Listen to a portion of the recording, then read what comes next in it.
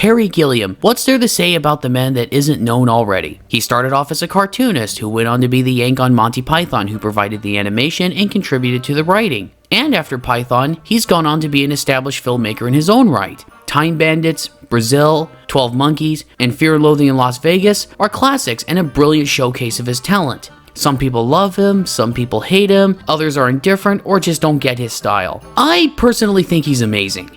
He's never been a filmmaker that panders to others in order to find success. That's what makes his body of work so unique. He does what interests him and will show the audience magical and or slightly deranged spectacles to either present his view or just to give the audience something off-kilter and new. His refusal to compromise his vision, which is a pretty good trait for any artist worth his or her salt, and his reputation as a visionary makes whatever he releases an event. And today's topic, the criminally underappreciated The Zero Theorem, is no exception. Released in 2014, the film was written by Pat Rushin, however you pronounce it, who was a screenwriting professor at the University of Central Florida. What inspired him to write the screenplay? Well, the book of Ecclesiastes. Yeah. That book. He said, quote, "That's the book in the Old Testament that asks the major questions. What is the value of life? What is the meaning of existence? What's the use?" So yeah, there was the original inspiration, but once I got working on it, I had to make the script funny. There's no use in living a life you can't laugh at.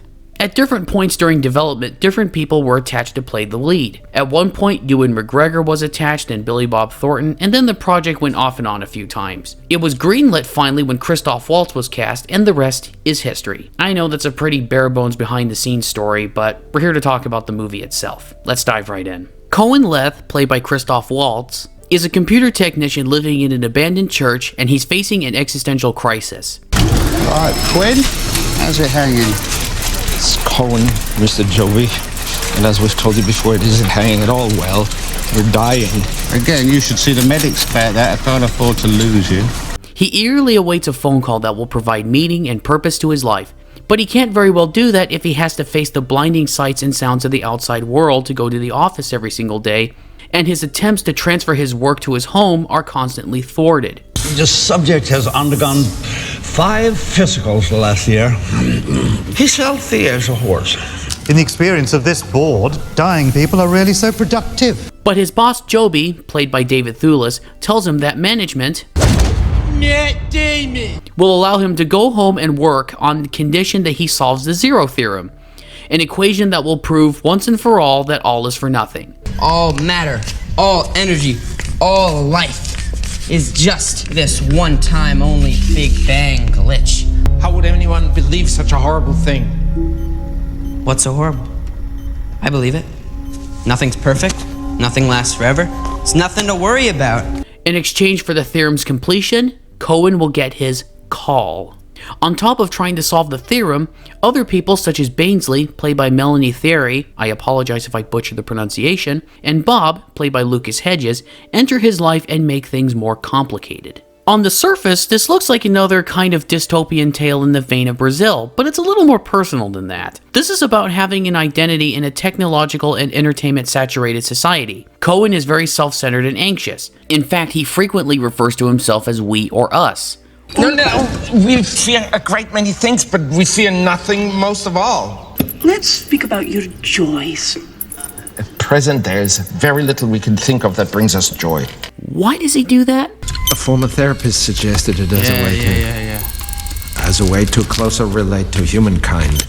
Yeah, that doesn't work at all for him, as we will see in a bit. He's waiting for the phone call that will change his life, but where does he get this idea? Why does he assume that a destiny will be handed to him? The minute he leaves his home, Cohen is bombarded with advertisements and media messages of all kinds, promising various means of social acceptance, my favorite being the Church of Batman Redeemer, and distractions from everyday life. He is not even free from it at his job, as his boss invites him to parties and gives him advice on how to improve his life. The world of Cohen's is surrounded by technology where everything is at his grasp and most things seem to be provided for. This is a world like ours where everything is handed to us and we can all live in a kind of comforting stupor. And yet he is still not happy. He senses there is something out there for him, but he goes about getting it completely the wrong way. He makes the mistake that I see and hear of so many people doing in everyday life. They just sit and wait for something to happen without actually doing the hard work to get it purpose. Sure, Cohen is working on the Theorem, but to expect a life-changing phone call is just silly. We were awakened by the phone ringing. We picked it up, and a voice on the other end said, Cohen Leth. We felt a sudden rush of joy, and we knew quite clearly that we only had to answer yes, and the voice would tell us the meaning of our life. The voice would give us a reason for being. And then, in our excitement, we dropped the receiver, disconnecting ourselves. You've been waiting for a callback ever since? What other reason is there to pick up the phone? Well, communication for one. It's mostly unnecessary. But that's what we're doing now. Bainsley, for instance, starts to get attracted to Cohen. They start to bond, and they really seem to have fun together at some point. Even though it is revealed later on that Bainsley was working for management in order to keep Cohen motivated, well, her and the shrink com, played by Tilda Swinton. I'm authorizing you to tell him the truth.